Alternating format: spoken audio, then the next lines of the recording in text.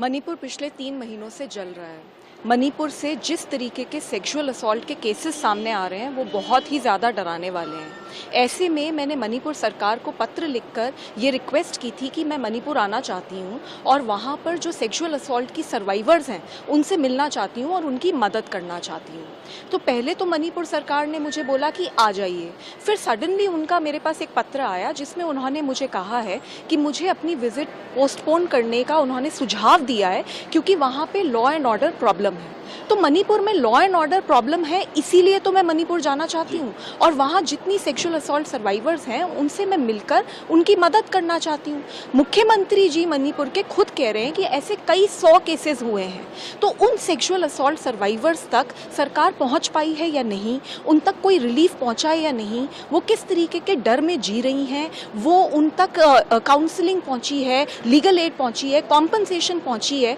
कोई धमकियाँ तो नहीं मिल रही, ये सारी चीज़ों का जायज़ा लेने और उनकी मदद करने मैं वहाँ जाना चाहती हूँ। तो मणिपुर सरकार का जो सुझाव है कि मैं अपने डिसीजन को रिकंसिडर करूँ, उसके बारे में मैंने काफ़ी सोचा और मैंने ये निर्णय लिया है कि मैं मणिपुर जा रही हूँ। मैं मणिपुर मुख्यमंत्री को ये पत्र लिख के बता भी रही हूँ और उनसे अपील कर रही हूँ कि मुझे रोकने की कोशिश ना की जाए, मेरी मदद की जाए, ऑफिसर्स से बात की जाए और मेरी विजिट रिलीफ कैंप्स में और जहाँ पे भी ये लड़कियाँ हैं वहाँ तक करवाई जाए, जिससे कि हम उन तक पहुँचें और उनकी मदद कर सकें। साथ ही दिल्ली में काफ़ी सारी मणिपुर की लड़कियां भागकर वहां से आई हैं क्योंकि उनके साथ वायलेंस हुई है। उनके साथ मेरी काफ़ी लंबी मीटिंग हुई है, उनकी भी बातें हैं जो मैं मुख्यमंत्री जी से बात करना चाहती हूँ, इसीलिए मैंने उनसे समय भी मांगा है मिलने का। मैम, मणिपुर के बारे में जब विपक्ष के लोग बात करते हैं तो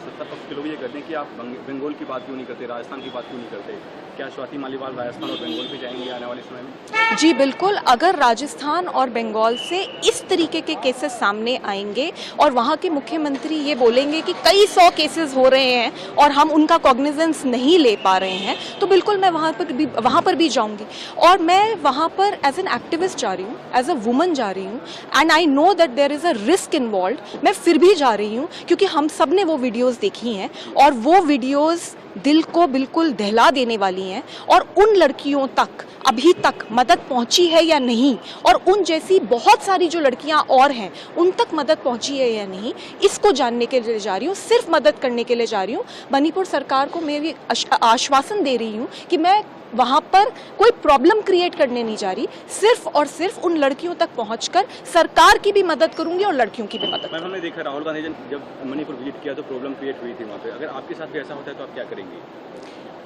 जी, मैं भगवान का नाम लेके मणिपुर जा रही हूँ और मैं इसलिए जा रही हूँ क्योंकि मेरी आत्मा मुझे गवारा नहीं करती कि मैं यहाँ दिल्ली में बैठ के काम करती रहूँ और ऐसे महसूस करूँ कि कुछ समस्या नहीं है, जबकि समस्या बहुत बड़ी है। मैं वेस्ट बंगाल, राजस्थान और ये जितनी जगहें हैं, अगर इनसे भी इस तरीके के कोई दिल दहलाने वाले केस सामने आएंगे मैं वहाँ भी जाऊँगी, लेकिन अभी फ़िलहाल मणिपुर जल रहा है और मणिपुर के अंदर लड़कियाँ बहुत परेशान हैं और आप ये खुद ही समझ सकते हैं क्योंकि वहाँ पर जब मैं जाने की कोशिश कर रही हूँ तो मुझे ही जाने से रोका जा रहा है। तो it is important that I visit Manipur and I am visiting Manipur. Thank you ma'am.